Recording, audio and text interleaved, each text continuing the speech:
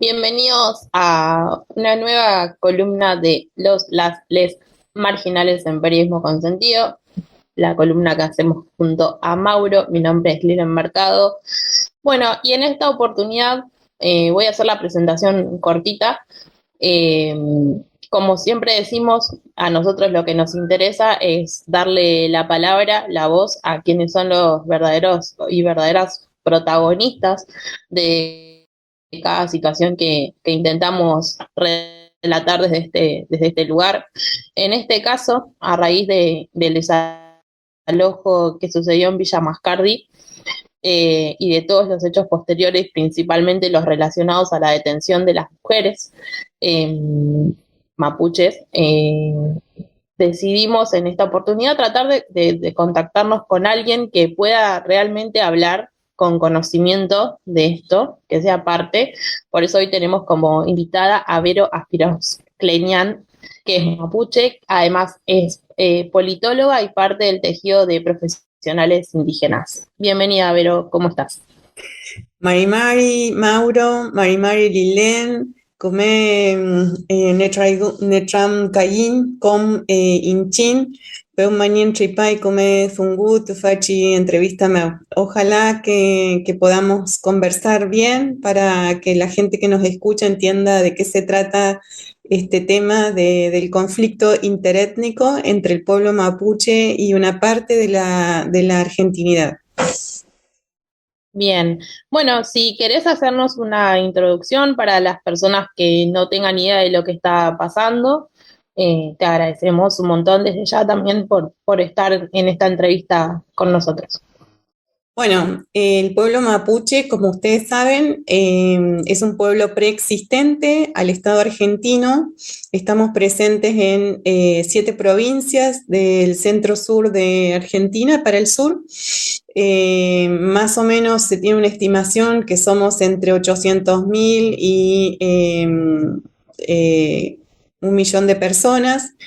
Hay mucha población que no se autorreconoce mapuche, básicamente, digamos, por esta sociedad racista, discriminatoria, por la educación sarmentina, bueno, por las cosas que ya sabemos. El pueblo mapuche, si bien fue derrotado militarmente, nunca fue derrotado espiritualmente. Por lo tanto, en su memoria ancestral tiene el deseo de la reconfiguración y la reconstrucción de sí mismo a partir de la recuperación territorial, la recuperación de tierras que fueron apropiadas en el proceso de anexión del pueblo mapuche al Estado argentino. Por lo tanto, digamos, todo lo que aparece en la prensa amarilla o en la prensa común y silvestre o a veces en la prensa hegemónica hace referencia, digamos, al conflicto mapuche. Entonces, ahí es bueno desarmar ese concepto porque en un conflicto no hay una sola persona, para que haya un conflicto tiene que haber 2 partes o 3 partes. Entonces, digamos, localizar, digamos, el conflicto en una de las partes sin nombrar la otra es mal informar. Entonces, en un principio queremos decir que el conflicto es interétnico, que significa que es un conflicto entre diferentes etnias. Una, podríamos decir que es el mundo blanco, criollo, argentino, que se autopercibe o se cree o se autodenomina, digamos, de la nacionalidad argentina, y el pueblo mapuche, que se denomina a sí mismo nación porque es parte tiene una trayectoria común, tiene usos y costumbres, tiene una lengua propia que es el mapuzungún, tenía un territorio histórico que en este lugar se llamó el Puel Mapu, y tiene una espiritualidad propia, quiere decir que eso es lo que la constituye como nación. Sin embargo, digamos, lo que se instaló en Argentina es un Estado que, digamos, mal llamó un Estado-nación porque en realidad no tiene los elementos que constituyen una nación, porque la lengua que estoy hablando ahora y que ustedes también hablan es el castellano o el español, que es una lengua de la colonia que viene impostado. Por lo tanto, nosotros usamos esa lengua prestada como imposición, digamos, territorial.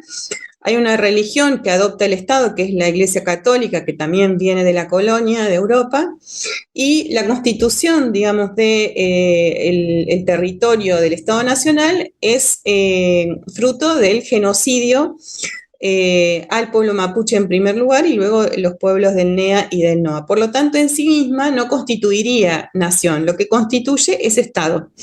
Y nosotros somos ciudadanos o ciudadanas frente a un Estado. Si nosotros tuviéramos que preguntar qué tiene de común, digamos, la cultura del NEA o NOA con Patagonia, o qué tiene que ver Cuyo con Ciudad de Buenos Aires, tiene que ver muy poco, ¿no?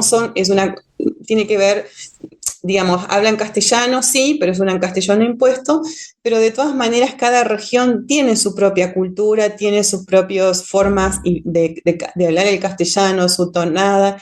Quiere decir que lo que constituye un conjunto o lo que reúne ese conjunto es una política estatal. Bueno, el pueblo mapuche siempre ha disputado con el Estado el reconocimiento del territorio perdido. El caso de la comunidad Lafkenhuinculmapu, que es la comunidad que fue desalojada, que fue allanada, donde se apresaron y se detuvieron a 7 mujeres mapuche, es una comunidad pequeña que se reconfiguró, se reconstituyó hace muy poco tiempo y que tiene digamos, como horizonte la recuperación de la medicina mapuche, por eso, digamos, recupera ese espacio para que una especialista propia de la medicina mapuche, que es una machi, pueda atender la gente ahí y pueda vivir en su territorio para ejercer la sanación, la medicina y las prácticas de cuidado y de la salud. Ustedes saben que en ese territorio el macrismo ingresó en el 2017 con una de las fuerzas que se llamaba Albatros y asesinó a un lamien que se llamó Rafael Nahuel.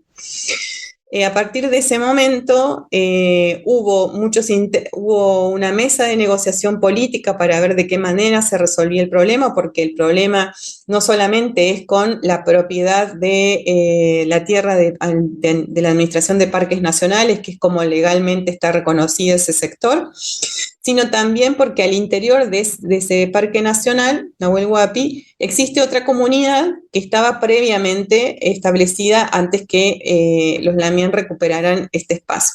Por lo tanto, había un conflicto al interior del pueblo mapuche que se recrudeció porque, digamos, un sector del radicalismo que gobierna en la provincia de Río Negro, sumado a la derecha, fogoneó este conflicto para el enfrentamiento entre mapuches. Y obviamente, digamos, lo logró porque la provincia de Río Negro, digamos, no solamente desde el 2017, sino después con el cambio de gobierno en el 2019, recrudeció su hostigamiento, su estigmatización. Bueno, obviamente los vecinos que estaban alrededor de la comunidad pedían que se los desalojara, porque se ponía en duda si eran o no eran mapuches, porque tenían el rostro tapado con pasamontañas. Bueno, hubo una escalada de violencia verbal y también hubo una escalada de violencia física. Entonces, la razón por la cual se desaloja el 4 de octubre es porque se los acusa a los integrantes de la comunidad de haber incendiado un puesto de gendarmería. El tema es que en cualquier averiguación o investigación, uno no puede, digamos, poner bajo sospecha a la totalidad de una comunidad si no tiene pruebas, que es un poco lo que le sucedió a la provincia y a la nación, decimos nosotros, el gobierno nacional, en cabeza del ministro de Seguridad, Aníbal Fernández, porque cedió a la presión de la derecha y conformó lo que se llama el Comando Unificado de Seguridad de Villa Mascardi. ¿Qué es esto? Es una coordinación entre fuerzas de seguridad federales y provinciales para la represión en esa zona que ellos denominan Villa Mascardi y que para nosotros es el territorio mapuche o el Lafkenhuinculmapu.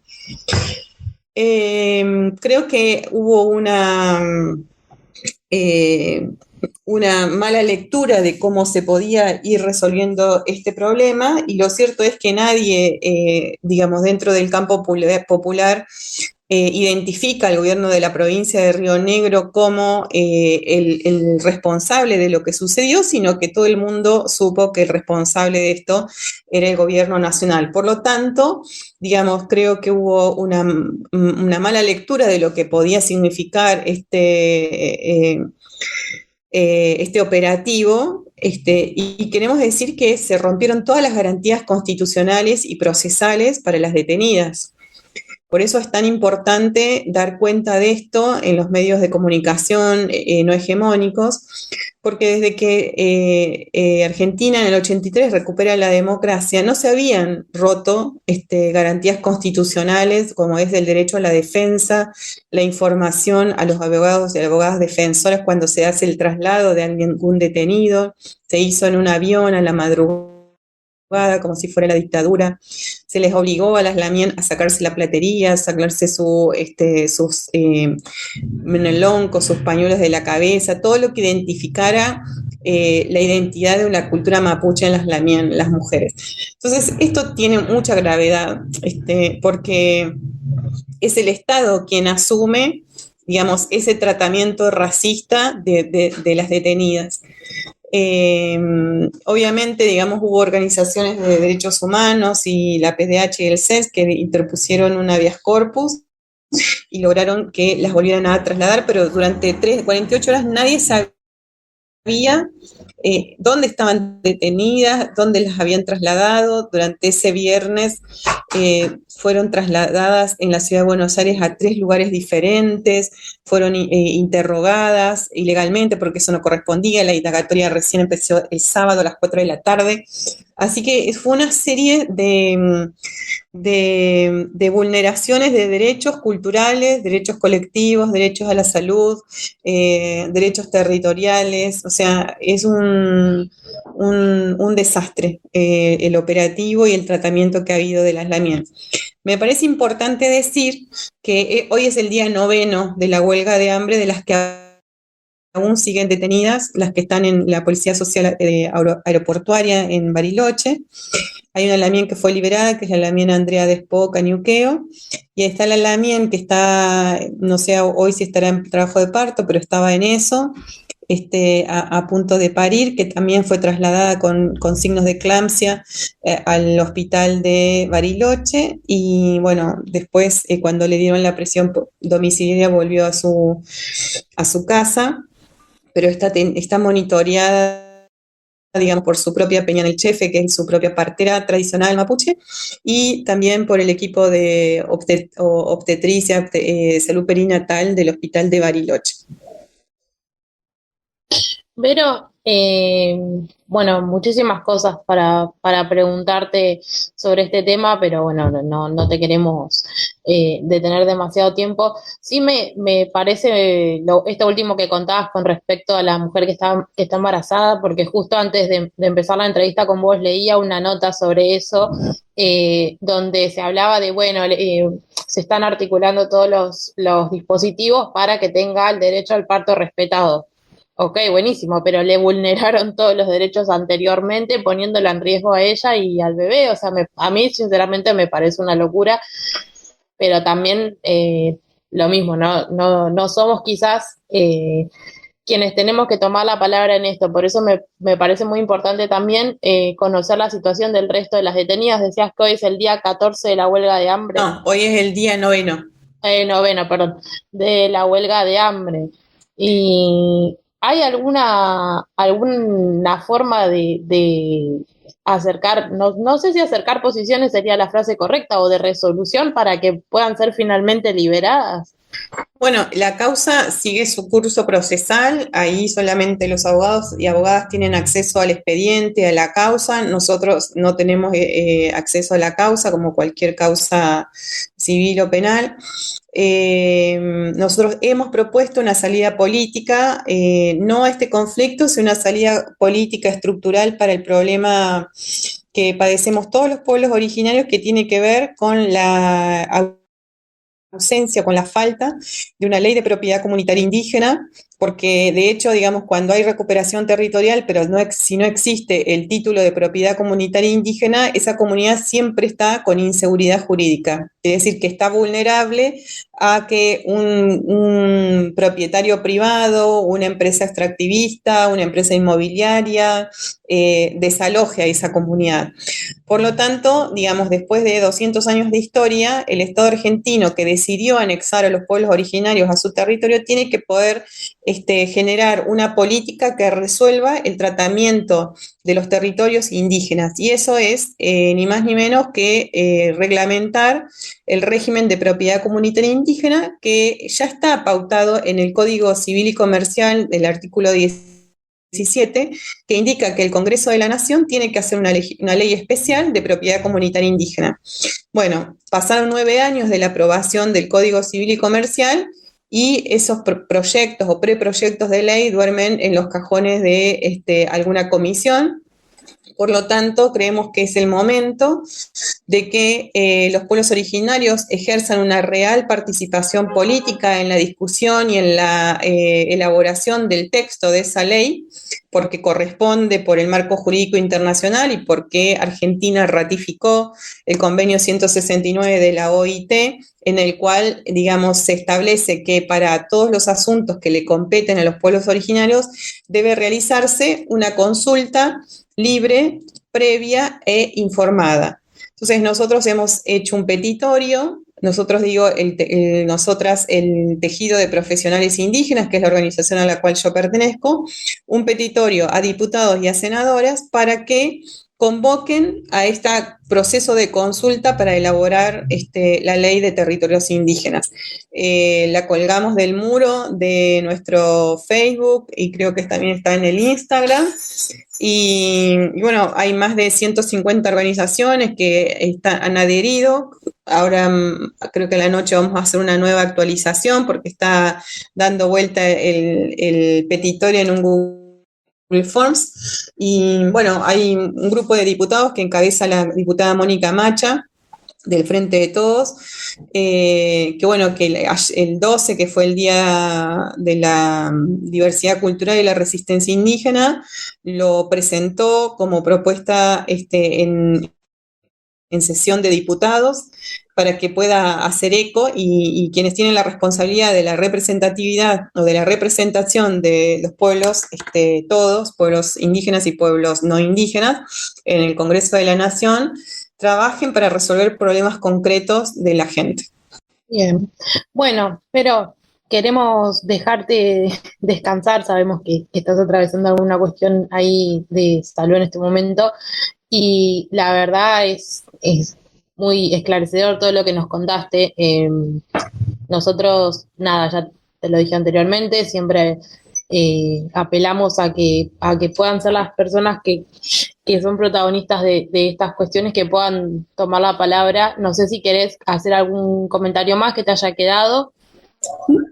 Agradecerles a ustedes el espacio, alentarlos a que sigan haciendo comunicación desde los espacios populares. Es muy importante, es muy valiente también, porque sabemos que es a pulmón, que es esforzado, pero bueno, los pueblos nos nutrimos de estos espacios para tener eco de nuestro pensar, de nuestro sentir, de nuestras luchas, así que agradecida.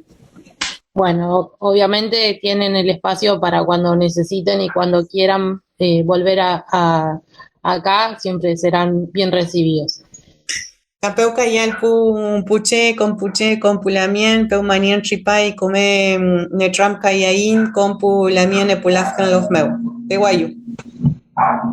Muchas gracias.